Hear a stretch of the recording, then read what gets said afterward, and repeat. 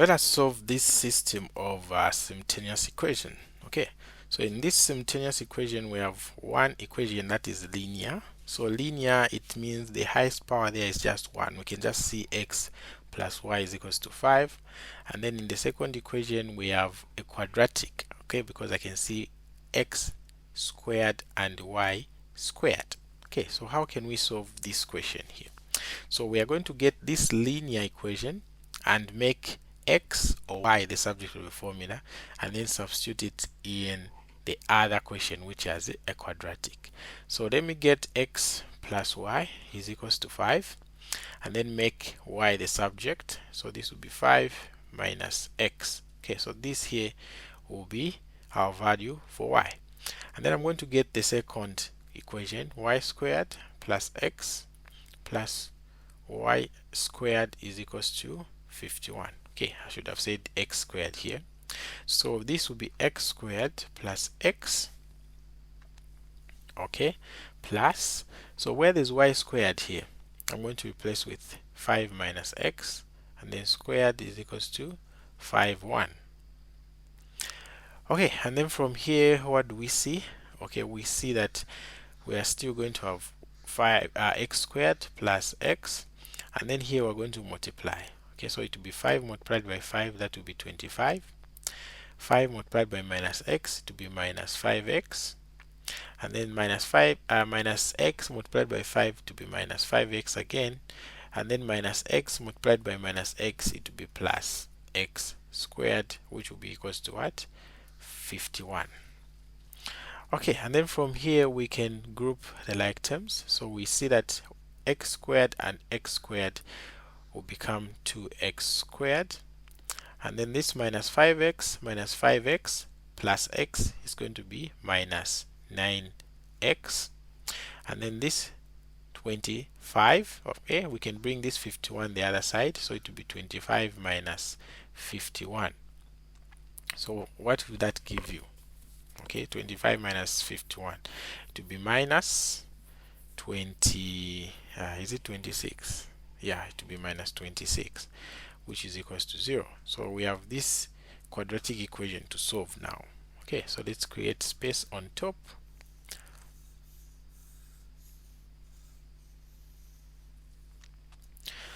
Okay, so we have this quadratic equation, 2x squared minus 9x minus 26 is equals to 0. So we can find the product, the factor, and the sum. Okay, so the product will be 2 multiplied by minus 26, which will just be minus 52, and then the sum will be minus 9. So can we find any two factors that we can put here? Okay, so it ends up that there are no factors there.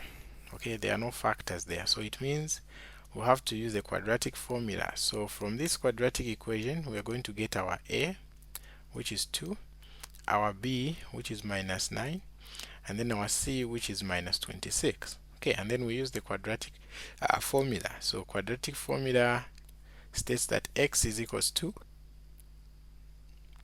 minus b plus or minus the square root of b squared minus 4ac divided by what? 2a. So this is what we are going to be using here. So it will be minus b plus or minus, let me put the actual numbers there. So minus b is minus 9, plus or minus b squared, so minus 9 squared, like that, and then minus 4, our a is 2, then our c is minus 26, like that. And then I'm dividing all this by 2 multiplied by 2. Okay, so what am I going to get there? Okay, so minus and minus there is going to give me a positive 9, and then plus or minus, so inside the root there, okay, the minus 9 squared will just be 81, and then 4 multiplied by 2 multiplied by minus 26 is going to give me plus 208. So this here I'm going to divide by 4.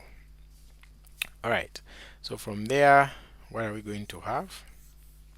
Okay, from there we're going to have that x is equals to 9 plus or minus, let's add add what is under the root. So 81 plus 208 is going to give me 289, and then I'm dividing this by 4.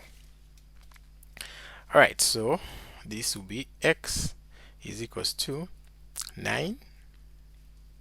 Okay, is equals to 9, and then I have plus or minus. What is the square root of 289? Okay, square root of 289 is just 17, so that will be 17, and then I'm dividing this by 4.